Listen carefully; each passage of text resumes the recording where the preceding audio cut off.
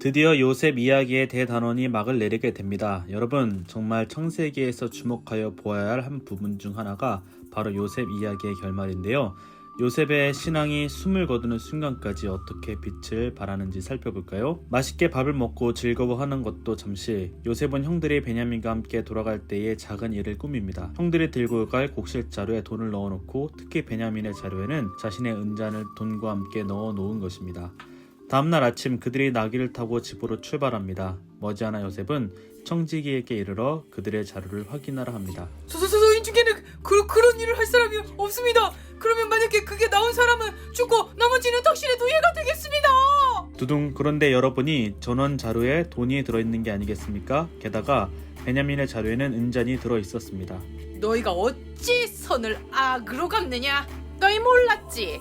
내가 이렇게 점을 잘 치는 사람이야. 저희 정말 억울합니다. 하지만 하나님이 이 일을 하신 것 같으니 별 도리가 없겠습니다. 그냥 저희를 노예로 삼으십시오. 그러면 그것이 나온 자루의 주인만 노예가 되고 나머지는 보기 싫어! 안 됩니다. 정말 저 아이를 데리고 오는 것도 너무 힘들었어요. 저희 아버지가 정말 저 아이를 안 데려가면 정말 목숨이 끊어지실지도 모른다고요. 그냥 저를 노예로 삼으시고 제발 저 아이를 보내주세요. 우리 아버지를 위해서요. 형들과 함께 마주하며 자신을 잃어버린 아버지가 얼마나 고통 속에 살았는지 들은 요셉은 이제 도저히 자신의 감정을 억누를 수 없게 됩니다. 그동안은 뒤에서 숨죽여 울었지만 이제 요셉은 그 가족 간의 참아온 정을 누르지 못하고 큰 소리로 주변 사람을 물립니다. 형님들! 제가 요셉이에요. 제가 요셉이라고요. 형님들이 바라보는 요셉이라고요. 모든 이야기를 다 들은 형들과 요셉과 베냐민은 서로를 끌어안고 펑펑 울게 됩니다. 가족들이 극적으로 화해하는 장면입니다. 요셉이 형들을 용서하려고 노력을 한 것이 아닙니다. 요셉이 하나님이 자신을 보내신 이유를 깨닫게 되면서 요셉의 시선은 과거의 상처와 고통이 아닌 하나님의 일하심에 고정되어 있는 것입니다.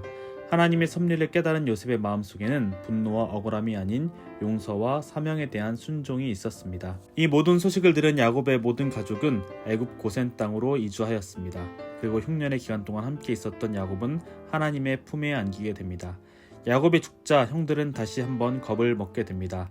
아버지가 죽은 뒤 요셉이 자신들에게 복수하지 않을까 두려워서였습니다. 그러나 요셉은 다시금 형들을 안심시킵니다. 그렇게 요셉은 형들과 함께 지나며 110살에 하나님의 품에 안기게 됩니다.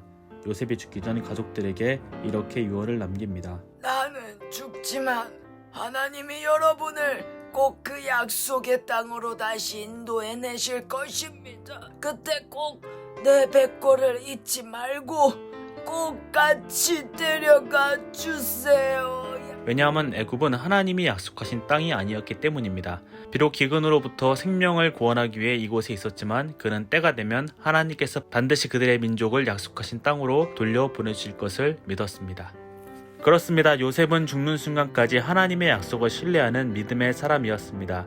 처음에는 철없는 소년이었던 요셉이 연단의 과정을 통해 주님과 동행하는 성숙한 믿음의 사람이 되었으며 하나님의 백성을 구원하는 귀한 사명을 감당하게 되었습니다. 철없는 소년이었던 요셉이 연단의 과정을 통해 어떻게 성장하였는지 지금까지 함께 살펴보았습니다. 우리도 하나님의 사람으로 빚어져 가면서 하나님이 우리에게 주신 사명을 능히 감당하는 믿음의 사람들이 되기를 소망합니다.